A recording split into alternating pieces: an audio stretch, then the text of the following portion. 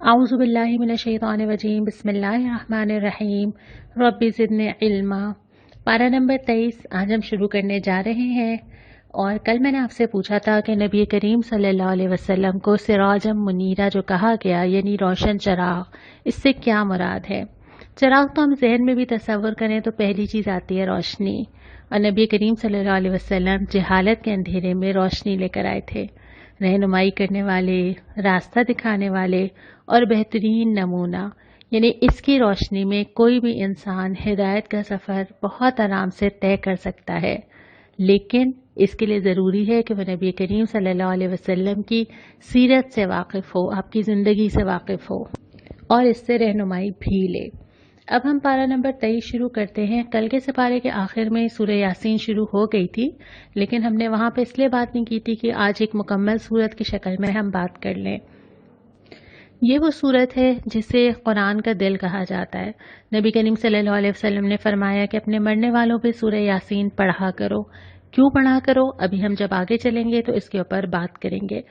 सूरत शुरू होती है, सबसे पहले ऐलान किया जाता है कि ये जो कुरान है ये गालिब और रहीम हस्ती का नाजिल करता है।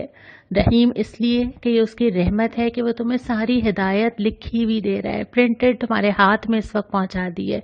इससे ज़्यादा भी कोई रहमत हो सकती है। और फिर फरमाया कि जो लोग फैसला अज़ाब के मुस्तहिक हो जाते हैं, इनके आगे भी दीवार है और पीछे भी दीवार है। आगे इसलिए कि सोच ही नहीं रहे कि आगे इनके सामने क्या क्या पेश होने वाला है, और पीछे इसलिए कि एक पूरा माजी है जिसमें इतने किस्से सुनाए जा रहे हैं, इतनी कौमों के बारे में बताया जा रहा है, बार बार खबरदार किया जा रहा है, किसी चीज़ से सबक नहीं लेते। और उसके बाद फिर फरमाया कि एक दिन तो मुर्दे जिंदा होंगे, एक दिन तो सामने आ जाएंगे।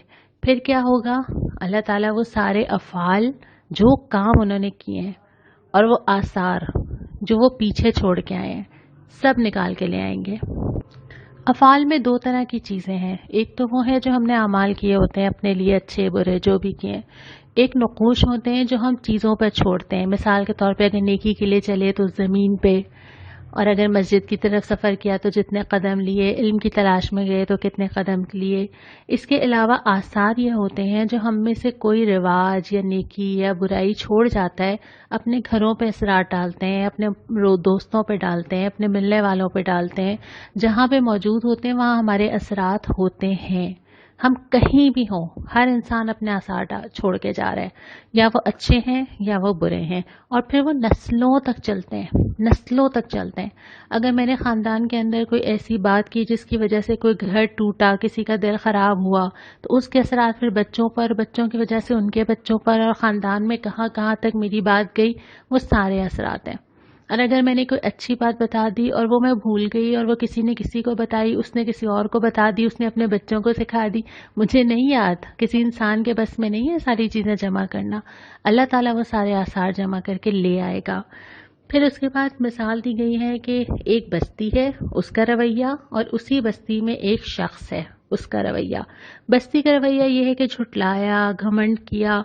फिर अल्लाह ताला ने क्या किया, एक धमाका हुआ और वो बुझ कर रह गए। उसमें एक शख्स, ये वो शख्स है जिसका नाम भी हमें नहीं बताया गया, लेकिन इस शख्स की ख़ास बात क्या थी, दौड़ते हुए आया और फिक्र ये हुई कि मैं लोगों को नसीहत कर दूं, मैं किसी को कुछ बता दूं।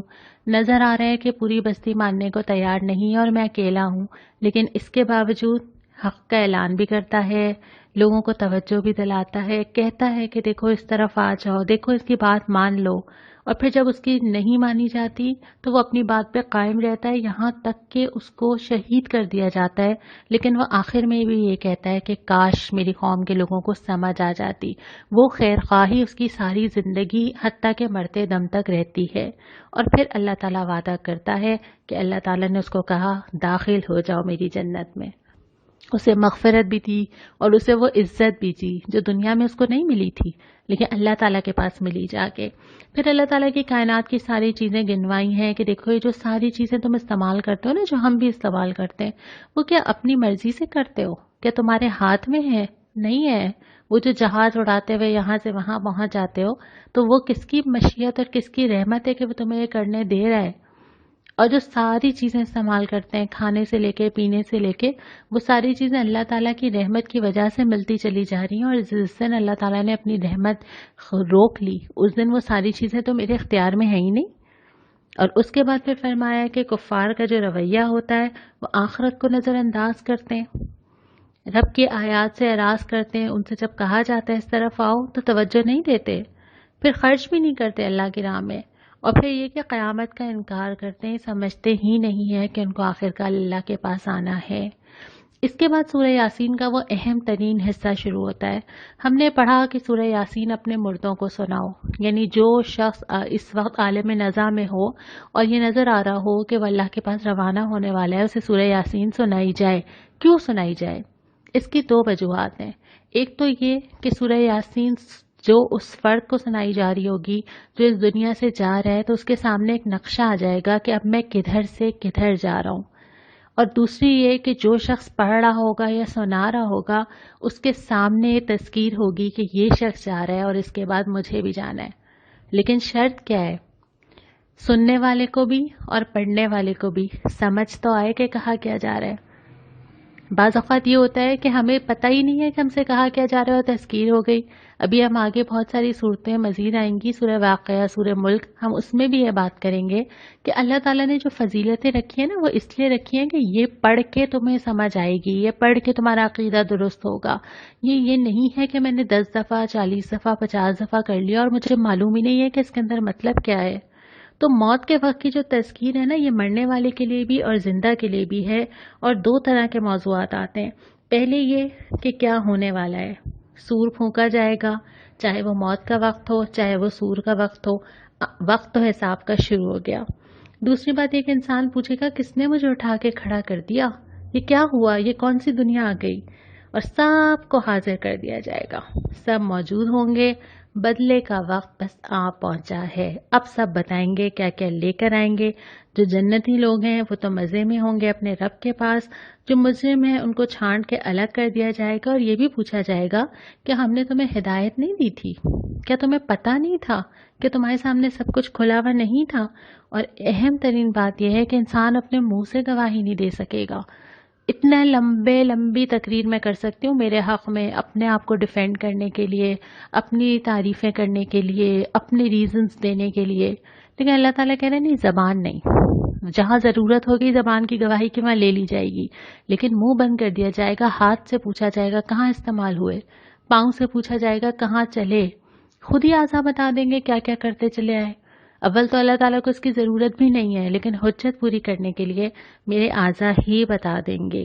اور اس کے بعد پھر اگلی چیز یہ کہ اللہ تعالیٰ توجہ دلاتا ہے ان حقیقتوں کی طرف جو تم دن اور رات دیکھتے ہو۔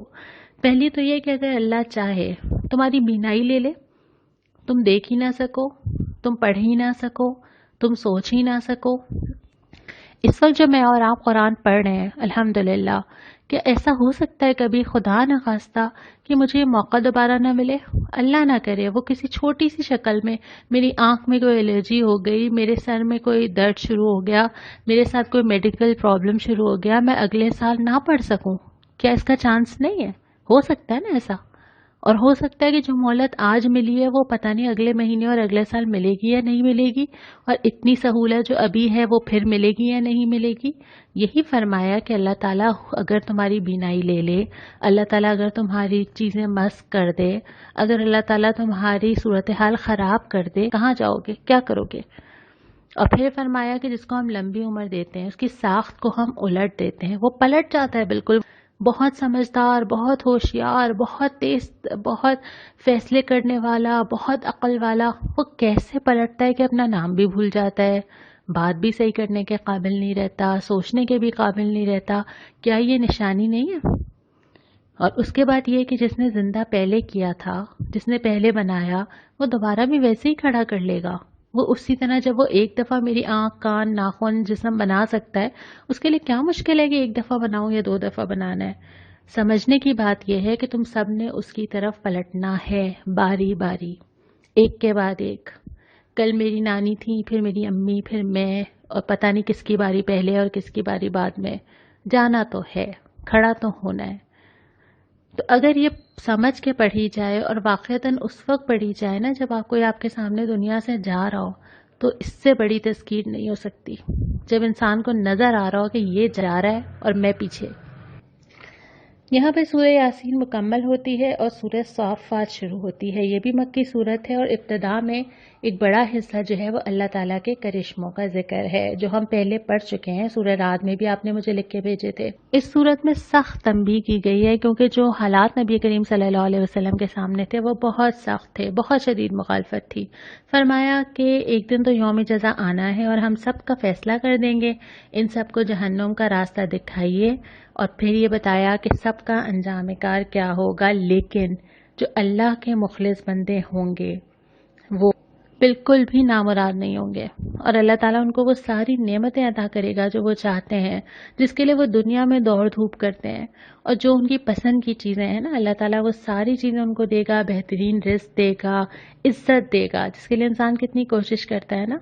उसके बाद ये कि अल्लाह जन्नतों में तकिए लगाए आराम से बैठे होंगे, एक बेज़रर नुकसान ना पहुंचाने वाली शराब होगी, खूबसूरत औरतें होंगी। और फिर आगे फरमाया ये अजीम और शान कामयाबी है, ये है कामयाबी। लेकिन जो जहन्नुम में जाने वाले होंगे वहाँ पे ज़क़ूम एक जहन्नुम का दरख्त है, उसका खाना खाना होगा, पानी मांगेंगे तो खौलता हुआ पानी दिया जाएगा, दोज़ख की आग में जलाए जाएंगे। अल्लाह ताला हम सबको इससे महफूज रखे। तो कामयाबी तो असल में ये है ना, कामयाबी ये नहीं है कि अभी क्या किया, कामयाबी ये है कि अभी करके क्या पा लिया। और उसके बाद फिर इसी में आखिर में जो मिसालें दी हैं, तमाम अम्बिया का जिक्र किया है, लेकिन कुरान की ख़ास बात यह है कि वो हर किस्से को मौके के लिहाज से एक अलग एंगल से समझाता है हमें।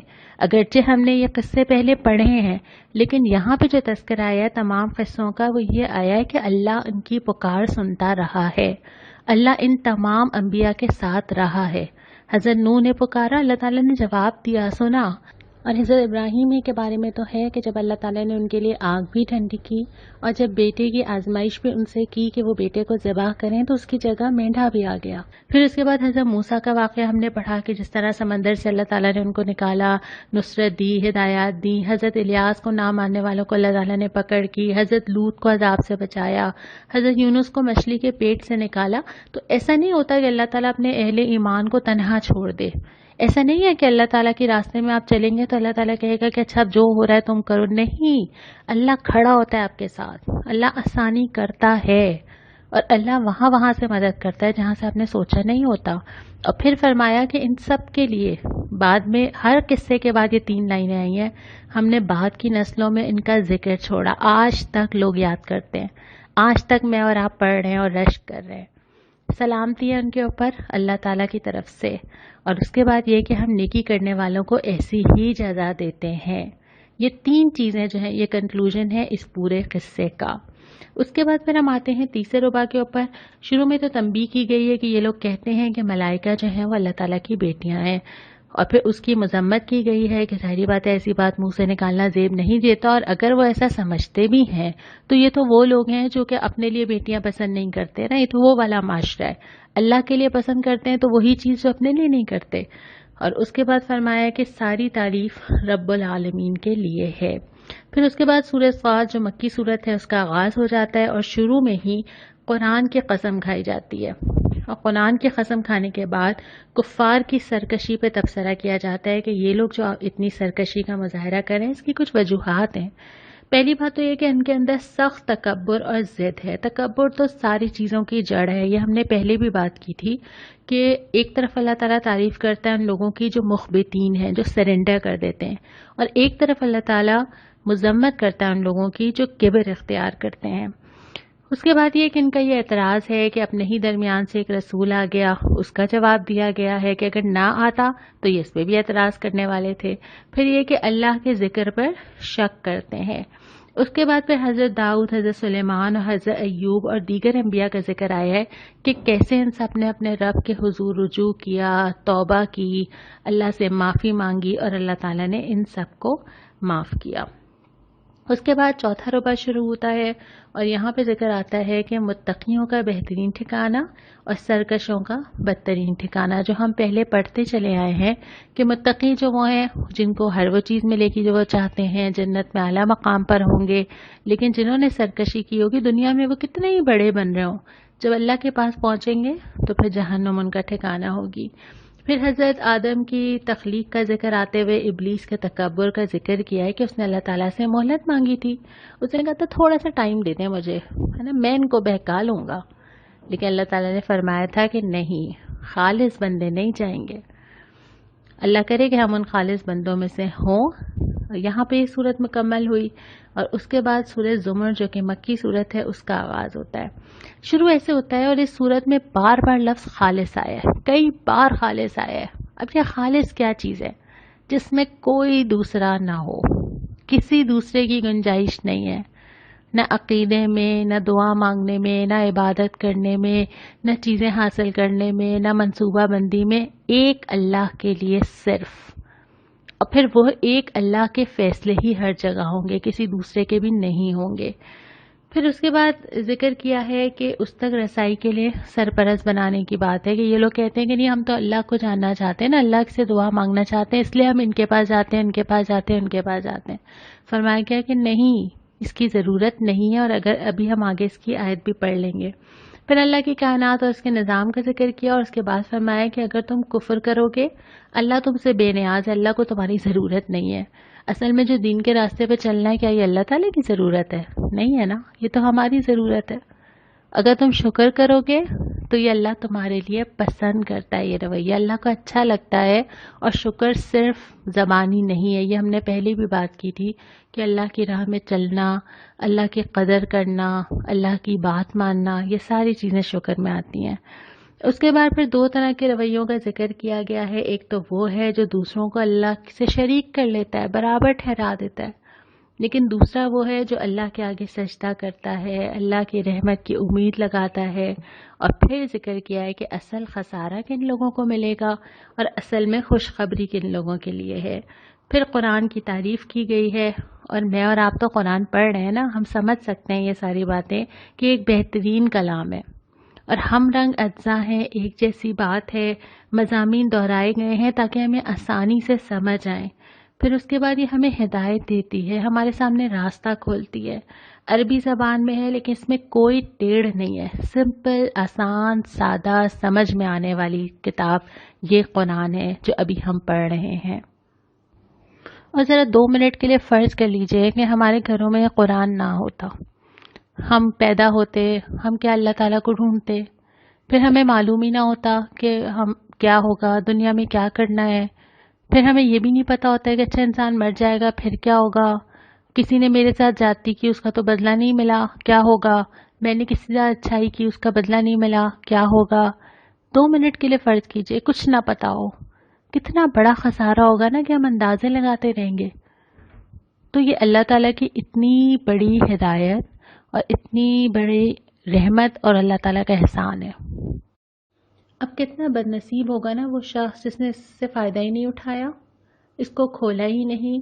ہر سال کتابیں پڑھی ہیں، کلاس 1 سے پڑھنا شروع کی تھیں، 6 8 کتابیں ہر سال، اور اس کے بعد وہ بڑھتی چلی گئیں اور اس کے بعد وہ موٹی ہوتی چلی گئیں، اور اس کے بعد پھر گریجویٹ بھی کر لیا، ماسٹرز بھی کر لیا، موٹی موٹی کتابیں پڑھ لی، لیکن ایک کتاب تھی صرف، وہ جلدیں بھی نہیں تھیں، ایسا نہیں تھا کہ 6 جلدیں یا 8 جلدیں اور موٹی موٹی کتابیں، صرف ایک کتاب جو ہمارے ہاتھ میں آ جائے اور ہم لے کے بیٹھے ہوئے اس وقت، کیا اس کتاب کو پڑھنے میں ہی زندگی لگ جائے گی؟ ابھی تو اس کتاب کو دوسروں تک پہنچانا تھا، اس پہ پورا عمل کرنا تھا، غیر مسلموں کو بھی پہنچانا تھا، جو بھٹکے ہوئے راستے سے ان کو بھی پہنچانا تھا، لیکن وہ کتاب لے کے تو میں نے ہی زندگی گزار دی، تو وہ آگے کیسے جائے گی؟ تو اس سے بڑی ناقدری تو اس کتاب کی نہیں ہو سکتی نا، کہ ہم اس کتاب کو وہ اہمیت ہی نہ دیں، وہ قدر ہی نہ کریں جس کو اللہ تعالیٰ کہہ رہے ہیں اللہ کی اتنی بڑی رحمت ہے جو اللہ نے تمہیں یہ ہدایت صاف صاف لکھی ہوئی دے دی ہے۔ اور اس کے بعد پھر جو سوال مجھے آپ سے کرنا ہے وہ یہ ہے کہ سورہ زمر میں جو بھی میں نے آپ سے ذکر کیا تھا کہ سورہ زمر میں اصل خسارہ کس چیز کو کہا گیا ہے اور کس کو خوشخبری دی گئی ہے۔ آپ سورہ زمر دیکھیں گے، چھوٹی سی صورت ہے، انشاءاللہ آپ کو آسانی سے مل جائے گی، اور اس پہ بات ہم انشاءاللہ تعالیٰ کل کریں گے۔ آج کی جو دعا ہے، ایک تو سورہ صاد میں دعا آئی ہے، اس کے علاوہ سورہ صافات کی آیات ہیں جس کو مجلس کے خاتمے کی دعا بھی کہا جاتا ہے، تو انہی آیات پہ ہم اختتام کرتے ہیں۔ سبحان ربک رب العزت عما یصفون وسلام علی المرسلین والحمد للہ رب العالمین۔ کل ہم پارہ نمبر 24 کا آغاز کریں گے۔ السلام علیکم ورحمۃ اللہ۔